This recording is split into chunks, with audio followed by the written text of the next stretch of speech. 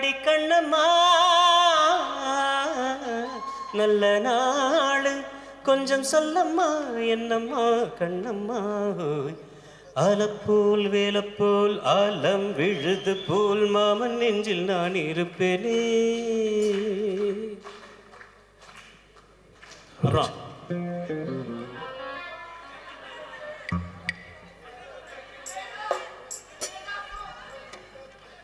என் காதலே என் காதலி என்னை என்ன செய்ய போகிறாய்? நான் ஓவியன் என்று தெரிந்தும் நீ ஏன் கண்ணீரண்டை கேட்கிறாய்? சிலுவைகள் சிறகுகள் ரெண்டில் என்ன தரப்போகிறாய்?